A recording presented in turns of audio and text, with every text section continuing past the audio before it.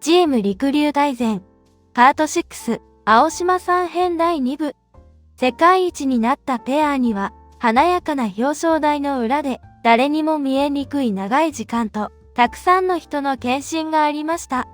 パート1では、渡辺トレーナーが、毎日のコンディションと心の切り替えを、どれほど近い距離で支えていたのかを見てきました。パート2では、医療チーム全体が、怪我と再起の時間を、どう支えていたのかを。パート3、4では、土屋ドクターが、2024年、世界選手権の極限状態の中で、木原龍一選手の未来を守った、その緊急対応を見てきました。そして前回のパート5、青島さん編第1部では、トロントで日本人トップ選手を支え続けてきた青島さんが、木原龍一選手の体をニュートラルに戻し、再生のスタートラインを作ったところまでをたどりました。そして今回の青島さん編第2部で焦点を当てるのは、青島さんの仕事の本当の核心です。木原選手一人を見るだけでは、ペアは変わらない。ペア競技は、二人で一つ。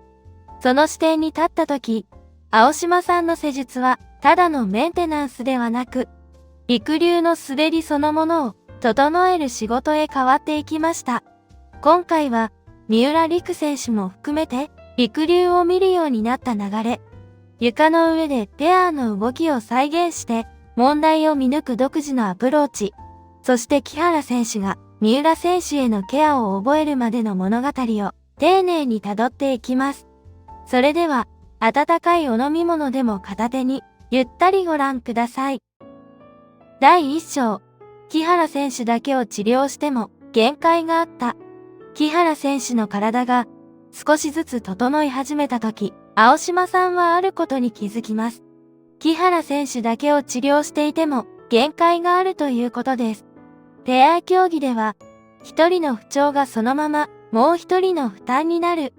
木原選手がきつい時、実は三浦選手の軸やバランスが乱れていることがある。逆に、三浦選手の調子が良いと、木原選手の負担は減る。つまり、木原龍一選手の体を守るには、三浦璃来選手の体も見なければならない。ここに、ペア競技の本質があります。シングルなら、自分の不調は自分の演技に返ってきます。でもペアは違う。一人のズレが、相手の体へ飛んでいく。一人の不調が、もう一人の怪我のリスクを高める。だから、本当にペアを支えるとは、二人を別々に見ることではなく、二人で一つとして見ることだったのです。青島さんは、この視点にたどり着いてから、陸流への関わり方が、さらに深くなっていきました。第2章。最初は来なかった。三浦璃来選手。でも、青島さんは焦らなかった。ここで印象的なのが、三浦選手は最初から積極的に施術を受けに来ていたわけではない、ということです。青島さんによると、当時の三浦選手はまだ若く、大きな怪我もなく来ていたため、コンディショニングの重要性に対する認識は高くなかった。大丈夫ですと言って、一緒に来なかった時期もあったと言います。でも、青島さんはそこで焦りませんでした。無理に来させるのではなく、チャンスを待った。そして見ていて分かったのは、三浦選手の体は、もともとコンディションが非常に良かったということです。関節が柔らかく、ついている筋肉も良い。だからこそ、単純な、痛い、痛くないの感覚だけでは、自分から治療へ向かうタイプではなかった。この見立ても、青島さんらしいと思います。相手の性格や現在地を見て、押し付けるのではなく、どうすれば本人が必要性を理解できるかを考える。ここには、施術師というより、かなり優れたコミュニケーターとしての感覚があります。そしてようやく、二人で一緒に来る機会が訪れました。ここから、青島さんの本領が発揮されていきます。第3章、床の上で、ペアそのものを見る。青島さんがやったことは、とてもユニークでした。二人を床の上で動かして、ペアの動きを再現させたのです。調子が良くないという、スロージャンプがあった。そこで青島さんは途中の姿勢でここという位置で止めさせました。すると木原選手はりくちゃんの腰が持ちやすい位置に来ないという。三浦選手はエントリーのポジションがきつい、腰が落とせないという。リンクの上では一瞬で流れてしまう動きを床の上で止める。そうすることで、どこに負担がかかっているか、どの筋肉が動いていないか、何がズレを生んでいるかが見えてくる。これが本当にすごいところです。ただ、肩が痛い、腰が重いといった個別症状を見るのではない。二人の動きがどう噛み合っていないのかを見て、その原因になっている体のポイントを見抜く。青島さんは、その筋肉を緩めた。すると、施術を受け終わった三浦選手は、はっと驚いた表情を見せたといいます。この瞬間は、青島さん編の中でも非常に象徴的です。コンディショニングの重要性を言葉で説得するのではなく、体感で理解させた。整えると、これだけ変わるという事実を、三浦選手自身の体で納得してもらった。りくりゅうが世界一のペアになっていく過程には、こういう地味だけれど決定的な瞬間がいくつもあったのだと思います。第4章、木原隆一が施術を覚えた理由。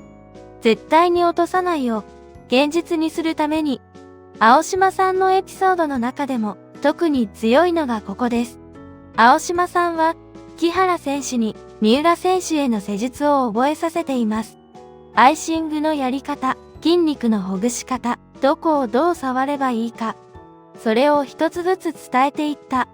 なぜそんなことが必要だったのか。それは、木原選手がパートナーを絶対に落とさないという強い覚悟を持っていたからです。青島さんは、この言葉をとても重く受け止めています。